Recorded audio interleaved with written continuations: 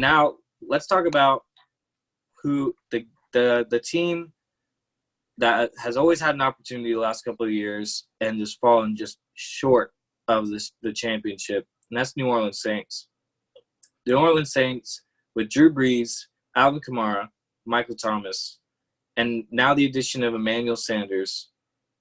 They have so many key pieces at offense. I mean, not to mention the production of Latavius Murray last year, and Jared Cook finally fitting in and grabbing a role with Drew Brees. I think overall they have a really great team that can be, I mean, they have the opportunity of finishing number one in the league.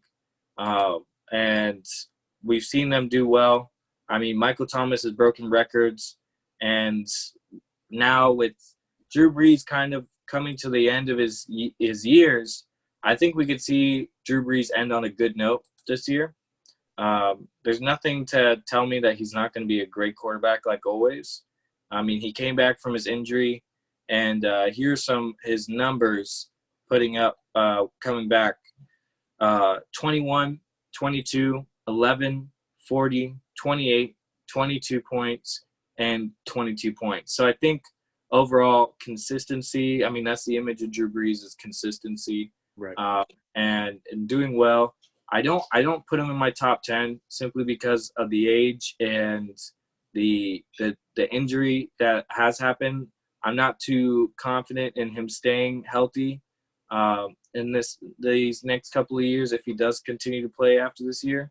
But his touchdown to interception ratio is legendary. His yards only playing 11 games last year, he threw for almost 3,000 yards, which is incredible. So I think Drew Brees is a guy that can lead this offense to greatness like always. He's played 19 years in the league. He has a championship ring on his fingers. I mean, he has the skill, he has the experience, and he has the key players around him to do it. So what do you think, Norris? Yeah, I'm a huge fan of Drew Brees. In the previous video, I had him at my number 4. And again, it might seem lucrative, but 27 touchdowns, 4 interceptions, nearly 3,000 yards in 11 games. I just find that very attractive. But yeah, with the Saints and Drew Brees, I really hope that he can, be healthy this year, because he's got the talent and I think the gas in the tank to be able to play a few more years, maybe 3 more years or so. But I don't know if he's going to go for that long without winning another Super Bowl. So I would love to see them get back into it. I think that they do have, the caliber in coaching and athletic ability on the field to get to the Super Bowl. But like you mentioned, you have Alvin Kamara, you have Latavius Murray, and Taysom Hill being the special teams quarterback, running back, wide receiver, everything that you need on the field, and also the number 1 wide receiver in fantasy football, Michael Thomas. Interesting piece for him, and I know we're going to speak about him in a little bit, but Jared Cook, he had 9 receiving touchdowns. And so I just think with that type of weaponry around Drew Brees, of course, that's not something that's new to him. But I really like Drew Brees. And funny enough, it's interesting when I think about it, because Jared Cook had the same amount of touchdowns as Michael Thomas. They both had 9. But Michael Thomas had 1,000 more yards than Jared Cook. Can you believe that? That is insane. But yeah, I just love the way Drew Brees spreads the ball. He knows the game. He knows the system. New Orleans and that entire state loves Drew Brees. So yeah, I would love to see them, have another season where they went, obviously they went 13-3 last year. But I would love to see Drew Brees in a position where he can make a playoff run. For sure. Let me see. Yeah, I completely agree.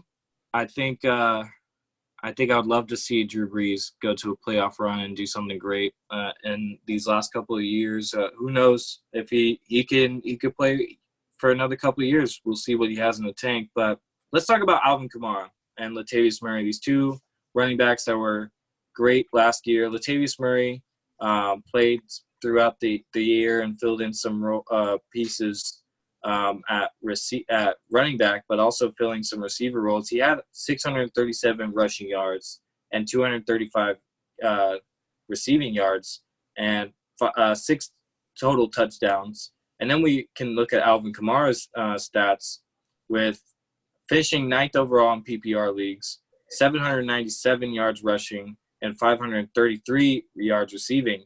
So you could see they're not too far away from each other. 6 total touchdowns as well. Yeah, 6 total touchdowns as well. So I think overall they pack a punch. I would definitely take Alvin Kamara over Latavius Murray. 1,000%. Simply because the production is there, and the biggest difference between the two is the targets and receptions. The target is for Alvin Kamara is 97. I mean, that's what you're looking at with some wide receivers is 97, if that. And with 97 targets and 81 receptions, that's a guaranteed 80 points a year right there. Not to mention the yardage and the rushing attempts that he's going to get because he's an excellent rusher. He's one, if not the best, balance in the league, and he's great when it comes to yards after the catch. So I think Alvin Kamara can continue his role as a dominant running back. He's finished in the top 10 his whole career so far. I think he'll continue to do it. In my rankings, I think I have him in the top 4 or 5, and I think he'll continue to produce at a high volume. Yeah, that's good stuff. And and again, he's not the best. We know that Christian McCaffrey holds the spot for best running back in all categories. If that's something that somebody wants to debate, great. We can waste that time. But at the end of the day, I think Christian McCaffrey is going to be the number 1. But the one thing about Alvin Kamara and Latavius Murray is, and it's interesting how they make it work because sometimes committees don't get the successful results, that they hope going into the season with starting a committee. But, 171 carries for Alvin Kamara, and for Latavius Murray, he had 146. That's not a huge gap. And so, again, because of the 81 catches that Alvin Kamara gets on top of the 500-plus yards that he will get out of having such amount of receptions, there really isn't a need to worry about that committee because we understand that Alvin Kamara is who he is. And like Jason mentioned, he finishes top 10 in running back, position every year. So for those of you who might have any type of hesitation of taking him too early or to whatever it is, take him when he's available. Do it. If you're thinking about trading him, make sure that it's worth it because you don't want to end up like Jason and myself of letting go of someone like Christian McCaffrey or Alvin Kamara and never being able to get your hands onto him again. Right. So, yeah. Yeah. I mean, we could have a whole show about my failed trades because I kid you not, guys. I've had Michael Thomas, DeAndre Hopkins, Alvin Kamara, Dalvin Cook, Christian McCaffrey, Joe Mixon, and the list goes on. Julio Jones. It's just some unsavory amount of players that I've made some decisions, and most of them actually pan out. I've never gotten into the playoffs in this league, and 2, I usually end up not regretting it. But there's players that I've definitely regretted it. And one of them that ended up on Norris's team actually is Michael Thomas. We could talk about Michael Thomas because he is 12 receptions away from breaking another record for the most. I believe it's the most receptions within the first 5 years of a career or something like that. I mean, And with Michael Thomas's like portfolio or career log, like he can get that in one game. Like it's just that easy, and that's insane to think he could get 12 catches in a game, and like that's what you want from a wide receiver. You want 10 points guaranteed every game. Michael Thomas probably gives you about 15 points guaranteed, maybe more. I mean, we could look just real quick to rattle off his points last year. 23, 18, 16, 18, 41, 16, 22, 27, 28, 25, 26, 10, 30, 30, 31, and 7. Now, so he had 2 games underneath 15 points, which is 10 and 7. The 7 coming on week 17, where a lot of teams were sitting their key players. So week 17 is always something weird inside fantasy where some people don't even count it. But he obviously played the game, so the stats are there.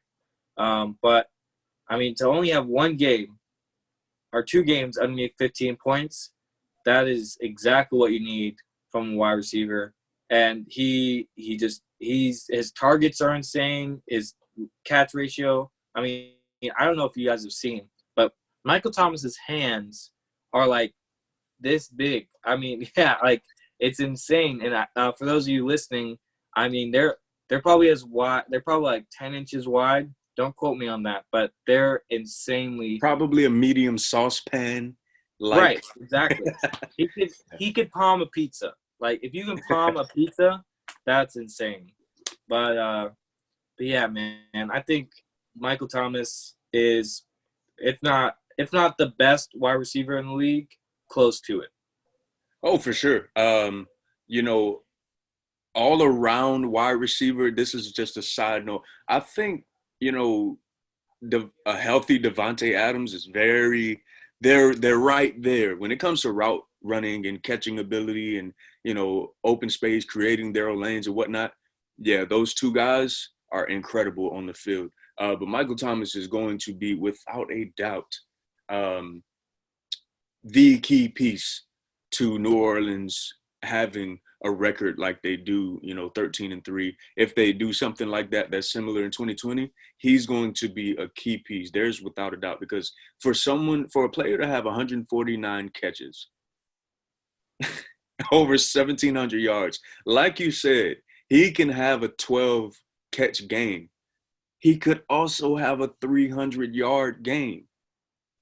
So literally, we could say, based on the statistics, he was 1 game away from being the record holder of the first 5 years of having the most catches, and also having a 2,000-yard season.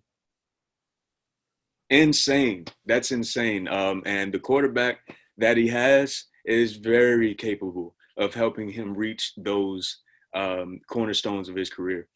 So, again, I think with him being such a huge target, 9 touchdowns, I think we'll see a number similar to that. I'm hoping, it's my first year having Michael Thomas, so I'm hoping that we take that performance below 15 points and we have none. We have 0. Yeah. So, yeah, love it. Yeah. I'm glad I got the bargain that I did for Michael Thomas when I got him. I feel like overall, pretty good trade. I got Alvin Kamara on my team now, and I got my boy Keenan Allen back on my team. Anyways, maybe we'll do a whole podcast about how horrible team I have now, but I still love it. So some other key pieces in the New Orleans Saints offense. We have Jared Cook at tight end. We've seen him do very well last year. I mean, he finished 7th overall. I could see him keeping the same state. So if you can get Jared Cook in late rounds, he could put up some great numbers for you. He's had a great career so far. I mean, he's finished in the last 2 years. He's finished 5th and 7th and kept right inside the top tier of tight ends. Yeah, I mean, Jared Cook, it could be a great weapon. They've also signed Emmanuel Sanders this year. I see him filling that role of a tight end that are a wide receiver that can go up the field, grab these like balls from Drew Brees, and Drew Brees doesn't put anything like a duck. He puts it right on the money, and Emmanuel Sanders could take it upfield for the win. But yeah, those are definitely some key pieces to watch out for. I mean, Traquan Smith will have his games, and unfortunately, Taysom Hill will come onto the field and take points from people that we need them to be. He's one of the hardest people in fantasy to play with and to see get on the field for me, because I love his game. I love it, like how he plays, but I hate the fact that he takes so many touchdowns or so many passes from Drew Brees or so many catches from Michael Thomas. I mean, yeah, he's the wrong type of player. I don't like it, but that's just fantasy purposes. Otherwise, I love his game. Love to see him produce and do well, just like with all these players. Let's talk about. For the full NFC South breakdown, you can listen to our podcast at anchor.fm/flashfantasy. Or you can check out our YouTube channel, where we will be putting each team one by one and breaking them down just for you, so you can win your fantasy league in a flash.